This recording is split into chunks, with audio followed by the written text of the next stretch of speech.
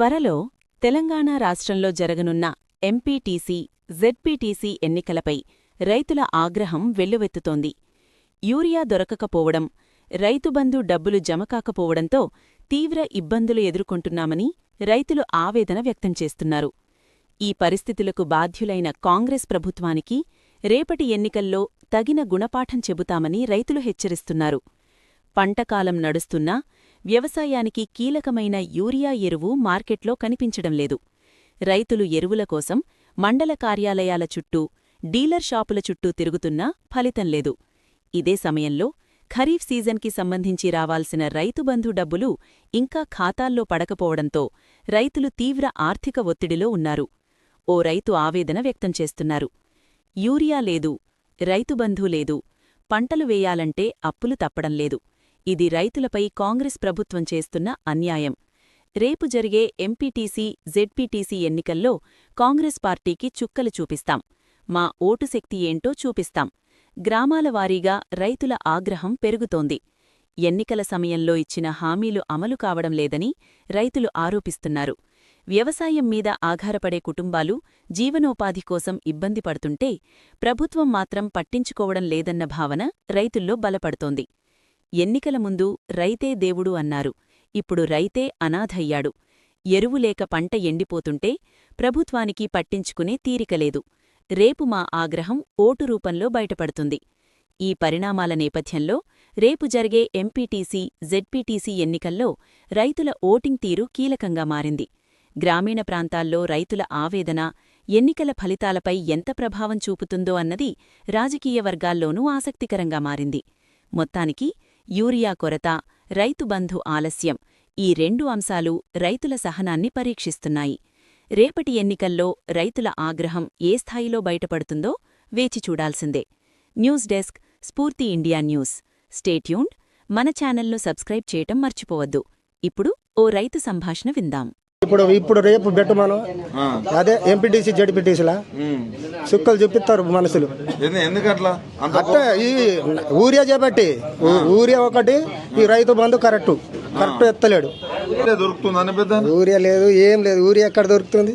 ఊరియా దొరికితే ఇంకా అట్లా ఎందుకుంటారు మనుషులు?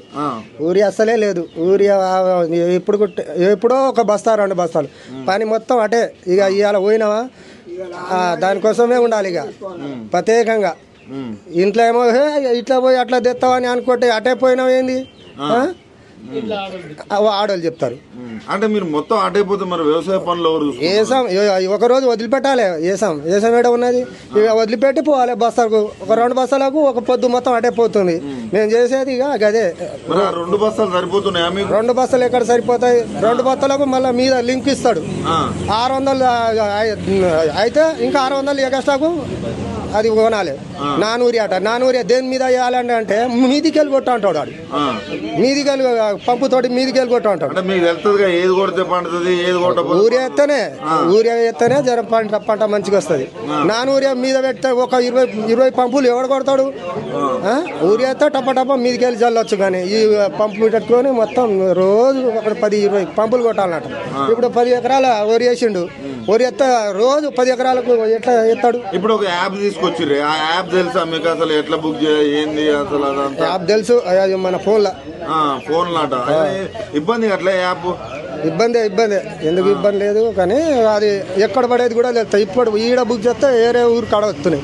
వేరే ఊరు కాడ మళ్ళీ అక్కడికి పోవాలి. మళ్ళీ అన్ని ప్రూఫ్ చూపించాలి. ఏది అంత ఓకే అయిందా లేదా అని చూపిస్తేనే ఉంటుంది. లేదు. నాది మొన్న 3 బస్తాల బుక్ అయింది. ఏడ బుక్ అయింది చూపి అని అదే బెదిరింపు. నేను ఇప్పుడు స్క్రీన్ షాట్ పెట్టి మా బిడ్డ పంపిస్తే ఉన్నది కదా. ఇప్పుడు ఇక్కడ డిలీట్ చేస్తేనే మా కోల్కొండ కాడ ఇస్తారు. అది షాపులో కూడా తెలుస్తలేదు. అయితే చక్కగా తెలుస్తలేదు యాప్ గురించి. అయితే ఇక్కడ డిలీట్ చేస్తేనే నాకు అక్కడ బస్తాలు ఇస్తారు. అంత దూరంకి వెళ్ళి వేసుకోపోవాలని ఏంది అని అంటే నేను డిలీట్ చేయను. తీసుకుపోతే తీసుకోవాలి, లేకుండా లేదు. మళ్ళీ ఈ అంత లింకు మీద 3 ఇచ్చిండు. 3 బస్తాలకు 3 నానూరియా ఇచ్చిండు. ఇదివరకే 4-5 ఉన్నాయి. ఇప్పుడు మళ్ళీ రోజుకు ఒక 2 బస్తాలు 3 బస్తాలు కొనాలంటే రోజు నానూరియా తీసుకుపోయి ఏం చెప్తాం? దానికి ఒక యాప్ ఉంటది ఇట్లా అట్లా మీదికి వెళ్తారు. యూరియా బస్తా తీసుకోవాలంటే ఒక నాన్ యూరియా తీసుకుంటే ఇస్తారు, లేకపోతే ఇస్తలేరు. ఇయ్యరు. నాన్ యూరియా తెచ్చి ఇంట్లోనే పెడతారు. ఇంట్లోనే పెడుతున్నాం. ఇప్పుడు 20 పంపులు 30 పంపులు కొట్టాలి. ఎవడు కొడతాడు? మేము ఇక అని రైతు భరోసా ఏమైనా పడుతున్నాయా? రైతు భరోసా లేదు. ఇప్పుడు ఏడబడ్డది. అప్పుడు పోయిన